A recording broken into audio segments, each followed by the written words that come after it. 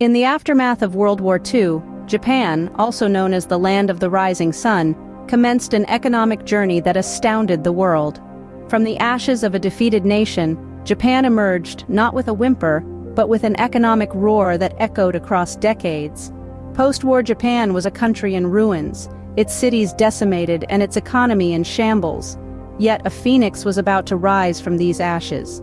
The Japanese government, with remarkable foresight, began implementing economic strategies to foster rapid industrial growth. They focused on export-oriented industries, pouring resources into sectors like steel, shipbuilding, and later, automobiles and electronics. This strategy was a gamble, but it paid off handsomely.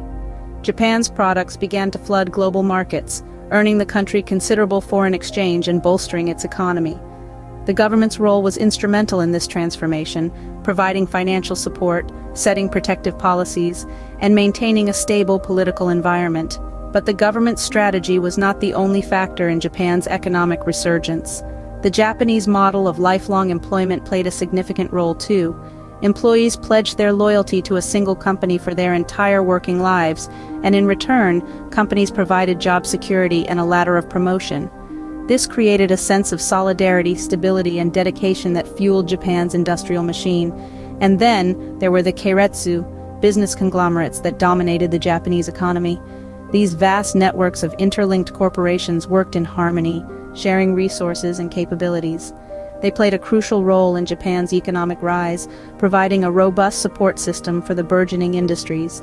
In the span of just 4 decades, Japan's economy was unrecognizable from its post-war state. The Land of the Rising Sun had risen indeed, but not just with a new day. It had risen with a new economic reality and a new global standing. By the 1980s, Japan had effectively transformed itself into an economic powerhouse, second only to the United States. But as the 1980s drew to a close, Japan's economic miracle was about to face a harsh reality check. The final decade of the 20th century was a time of economic euphoria in Japan. The nation's economy was on a roll, with soaring real estate and stock market prices. At the heart of this financial boom was a bubble, as effervescent as it was deceptive. A bubble that was soon to burst, leaving behind a trail of economic despair. In the late 1980s, Japan was caught in the throes of an economic bubble, buoyed by speculation and overconfidence. Real estate and stock market prices were inflated beyond sustainable levels. The country was awash with optimism, and speculation ran rampant. Everyone, from seasoned investors to the average citizen, was caught up in this economic fever. The belief was that the rising tide of wealth would continue to surge, with no end in sight. But as with all economic bubbles, reality eventually set in. The bubble couldn't expand indefinitely, and by the early 1990s, it had burst. The aftermath was catastrophic. Stock market and real estate prices plummeted, leaving many investors and ordinary citizens in financial ruin. Banks were left with bad debts, businesses collapsed, and the economy entered a phase of stagnation. This period, often referred to as the lost decade, was a time of economic malaise for Japan. The country that had once been the beacon of global economic growth found itself grappling with a prolonged period of stagnation. The economic engine that had roared throughout the 1980s was now sputtering, unable to regain its former momentum. The bubble burst served as a stark reminder of the perils of speculation and overconfidence in the economy. It underscored the importance of sound financial practices and the dangers of unchecked economic exuberance. Japan's economy, once a global marvel, was now mired in a prolonged period of stagnation, with no clear end in sight. The effects of Japan's economic fall were far-reaching, and the country continues to grapple with its aftermath. In the wake of the bubble bursting, Japan found itself enveloped in a tenacious fog of deflation. This economic malaise acted as a stranglehold on the nation's growth, with prices consistently falling, and businesses and consumers alike holding off on spending in the hope that prices would drop even further.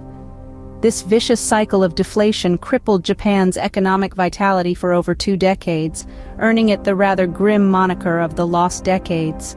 Simultaneously, Japan's public debt skyrocketed, reaching proportions unseen in the industrialized world.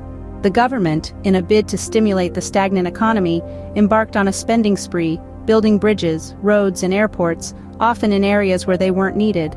But this Keynesian approach, though well-intentioned, only served to inflate the nation's debt balloon without sparking the desired economic resurgence.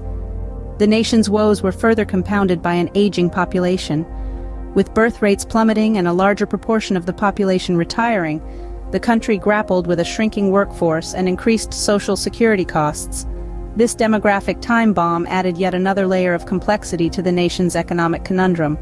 Through it all, the government has made numerous attempts to reignite the economic engine, from quantitative easing to structural reforms. Some initiatives have seen modest success, but the elusive robust growth remains a distant dream. The tale of Japan's meteoric rise and precipitous fall offers invaluable lessons for other economies. It underscores the need for caution in the face of rapid economic growth and the dangers of speculative bubbles. It highlights the importance of demographic planning and economic strategy, but perhaps most importantly, it serves as a potent reminder of the need for sustainable, balanced growth.